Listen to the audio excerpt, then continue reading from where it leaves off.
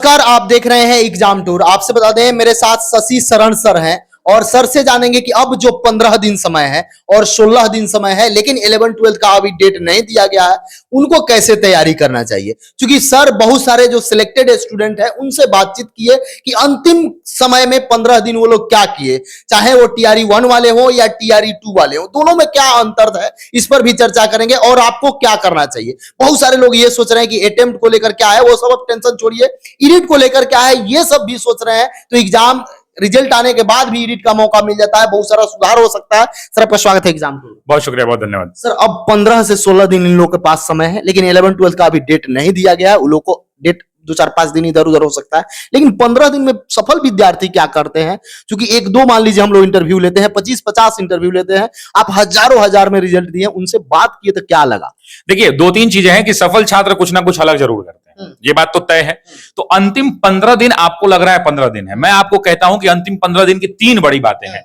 आप chronological order में सजाइए कि पीआरटी के अंदर में किन पेपर का क्या इंपॉर्टेंस है। एग्जांपल के तौर पे भारतीय राष्ट्रीय आंदोलन का जो वेटेज है, उसके बाद करंट अफेयर्स है, करंट अफेयर्स के बाद साइंस का पेपर है, फिर उसके बाद इंडियन पॉलिटी का सेगमेंट है, फिर रीजनिंग है, मैथ्स, साइंस पेपर्स को सजाइए। अब देखिए, हर बच्चे का हर विषय कमजोर नहीं होता है, हर बच्चे का कुछ ना कुछ विषय अच्छा होता है।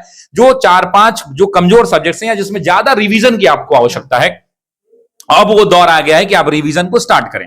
अब रिवीजन स्टार्ट करने में भाई, अगर आप कहेंगे कि हम कितना देर पढ़ें, क्या पढ़ें, मूर्खों, अभी जितना पढ़ना है आप सब पढ़ लीजिए। कोई समय नहीं, कोई समय की कोई सीमा नहीं है। मेरा तो मन करता है कि अगर आप 16 घंटा, 15 घंटा, 14 घंटा, जितनी आपकी क्षमता है उतना अपने आप को निचोड़ दीजिए, क्योंकि निचोड़ने का मौका आपको दोबारा फिर जीवन में शायद मिले ना मिले। इसलिए जितनी हिम्मत है उतना निचोड़िए। दूसरी बड़ी बात है कि रिवीजन की एक प्रॉपर स्ट्रैटेजी को तय करिए। आपको जो विषय आता है, इसका मतलब ऐसा नहीं है कि वो आता है तो नहीं रिवीजन करेंगे, उसका भी रिवीजन करेंगे, उसमें समय कम देंगे। मान लीजिए हिस्ट्री में, मॉडर्न हिस्ट्री आपको पीआरटी के लिए पढ़ना है, तो वैसी परिस्थिति में पीआरटी के लिए आप देख लीजिए कि कहां से क्वेश्चन जाते आते। तो क्या गारंटी है कि पिछली बार 1857 से आया तो इस बार नहीं आएगा? आएगा। सिलेबस में कहीं ये नहीं लिखा गया है कि कहां से पूछेंगे, विषय बताया गया है, तो विषयों को पूरा पढ़ना होगा। अब उसके लिए आपके पास 2 तरीके हैं कि आपके जो टीचर्स के नोट्स हैं, जैसे हम लोग द ऑफिसर्स एकेडमी में पढ़ाते हैं, तो हमारे जो बच्चों के नोट्स होंगे, बच्चे जिस शिक्षक के पास पढ़े उस शिक्षक के पास उनका नोट्स होगा और वो भी बेहतरीन होगा। तो उन नोट्सों का एक एक करके मुंह से जोर जोर से बोल कर पढ़ें, मुंह से बोल कर पढ़ें, नहीं कि इतना जोर से नहीं कि मुंह दुखा जाए, लेकिन बोल बोल कर पढ़ें, ताकि उससे साउंड जब रिवर्स होता है तो चीजें मेमोरी में ज्यादा दिन तक रहती हैं। बोल बोल के चीजों को रिवाइज करें, रिवाइज करने के बाद इमीडिएटली उसी समय उस टॉपिक के एमसीक्यू को लगाएं।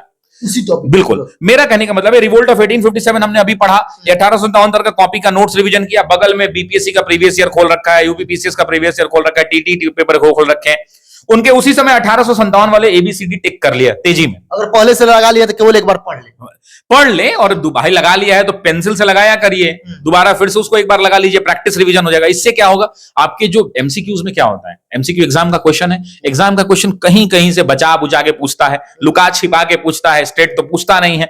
तो जो एमसीक्यू बनाने का लाभ ही होता है, नोट्स पढ़ने का लाभ ही होता है कि पूरा थ्योरी रिवीजन होता है, और एमसीक्यू बनाने का लाभ ही होता है कि क्वेश्चन कितना सातिराना तरीके से पूछा जा सकता है ये मालूम चल जाता है। तो वो दोनों काम हो जाएगा, दोनों काम साइमल्टेनियसली करते जाएंगे तो चीजें आपको याद हो जाएंगी। और एक बात और, जो क्वेश्चन गलत हो जा रहे हैं, या फिर मान लीजिए आप एमसीक्यू बना रहे हो, उस समय आपसे नहीं बन रहा है, तो उसको बड़का चाई से घेर के रख लीजिए।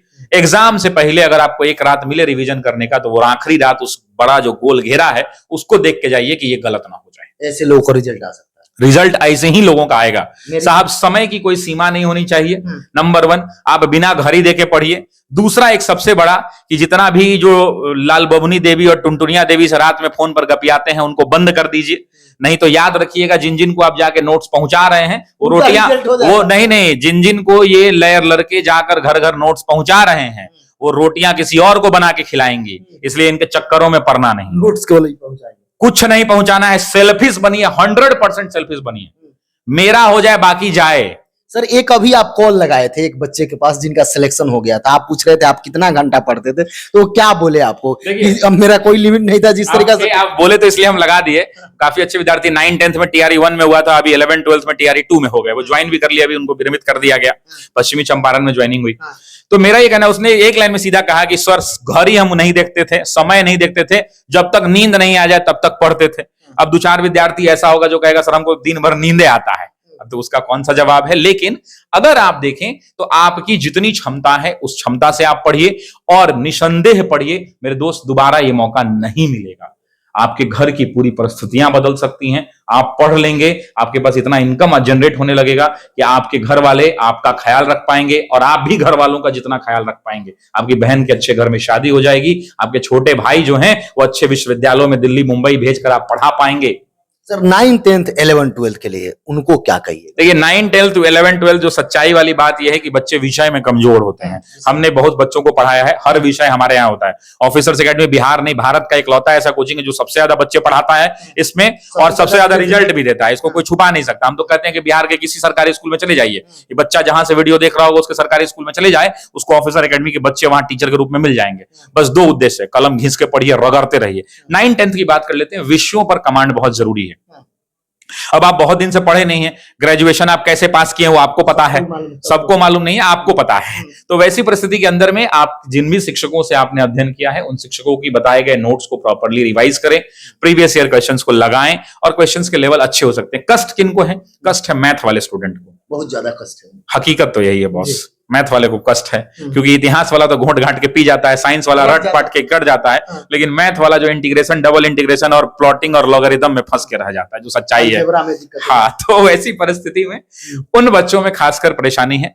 तो शिक्षक जहां से भी आप पढ़े हैं वो स्वयं से करना पॉसिबल नहीं है, तो जिन भी शिक्षकों से आपने पढ़ा है उनसे मार्गदर्शन ले और क्वेश्चंस लगाएं। सबसे ज्यादा समस्या है 6 to 8 वाले, वो संख्या पर केवल जा रहे हैं। उनको क्या कहिएगा कि संख्या पर बाबू मत जाइए, क्योंकि TRE 1 में केवल 1 to 5 में ही इतना आवेदन हो गया था जितना अभी यहाँ टोटल में हुआ। देखिए मैं आपको एक बात बोलता हूं, संख्या से क्यों डरना, संख्या बल से क्यों डरना, आप अपने आप पर भरोसा करिए। एक बात को समझिए, आप भी ऐसे कई विद्यार्थी को जानते होंगे जो फॉर्म भरता ही है कि चलो इस बार देख लिया जाए, अगला बार। तो ये जो जितने भी लोग आप देख रहे हैं ना, इसमें 70%, 50-60% ऐसे विद्यार्थी होंगे जो सीरियस एस्पिरेंट्स नहीं हो सकते हैं। तो आप उनके बारे में सोचिए ही मत ना, आपको क्या हो सकता है उनके बारे में सोचने। आपने जो मेहनत किया, हकीकत में आपने मेहनत किया है, आपने कलम घिसा है, आपने प्रैक्टिस किया, आपने टेस्ट सीरीज लगाया, आपने टीचर से पढ़ा है, तो वैसी परिस्थिति में आप जो है अपने कलम को घिसिए और अपने आप पर, अपनी मेहनत पर भरोसा रखिए। एग्जाम वाले दिन अपने मम्मी पापा का पैर छू के जाइए और ईश्वर से आशीर्वाद लेकर के जाइए, निसंदेह आप सफल होकर लौटेंगे। अंत में ज्यादा इधर उधर मत भागिए, अंत में सिर्फ विषय पर फोकस रखिए, क्योंकि रिजल्ट बनाने में विषय वाला नंबर आपको ज्यादा योगदान देगा। जीएस आपने मेहनत से पढ़ा है, जीएस में आपके नंबर्स आ जाएंगे, लेकिन आपको जो योगदान मिलने वाला है 6 to 8 में, उनमें भी सब्जेक्ट्स की महत्वपूर्ण भूमिका है।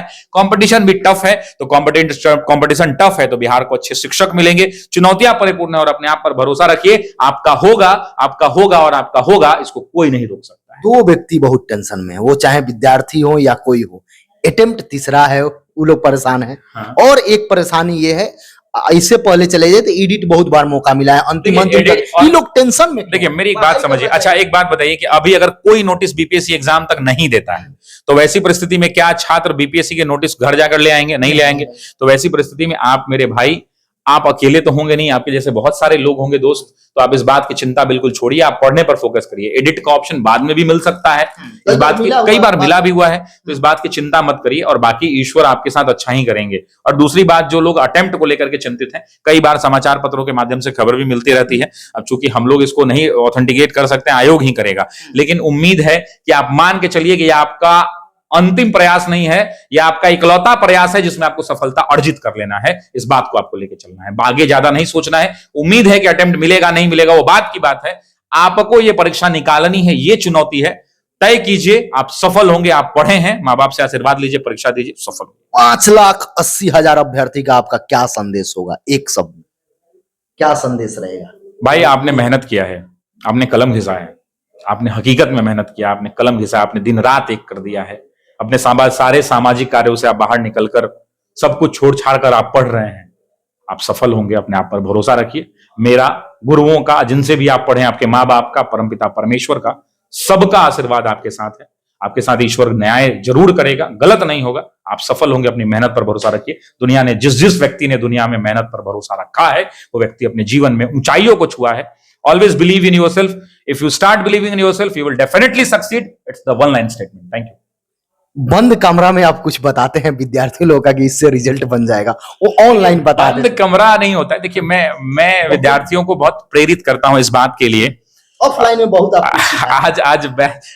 आज मैं कह रहा था कि जानते हैं ये 15 दिन, चलिए बात निकली है तो पूरा कर लेते हैं। मैं जब कोटा में पढ़ता था, आई एम टॉकिंग अबाउट 2001, 2, 3 में, उस समय इसमें से बहुत सारे लोगों की मम्मियां इनको डायपर पहनाती होंगे, बहुत छोटे छोटे बच्चे होंगे ये लोग। तो वैसी परिस्थिति में आरकेवी सर हुआ करते, तो मुझे कहते थे कि एग्जाम में 15 दिन बचा है, 10 दिन बचा है ना, 10 दिन 15 दिन है मान लेते हैं, 15 गुना 24 करोगे शशि तो कितना होगा? 24 इंटू 15 करोगे तो आप 240 घंटा, और 24 इंटू 6 लगभग 250-300 घंटा। अब आप सोचिए कि एक दिन में आप 4 घंटा पढ़ते थे, अगर आपके पास 200 घंटा ही है मेरे दोस्त, 200 घंटा ही, हम 300 में से सोना उना सब निकाल दिए, 200 घंटा है। 200 घंटा कितना दिन के बराबर है? अगर आप रोज 4 घंटा पढ़ते हैं तो 50 दिन का समय है आपके पास।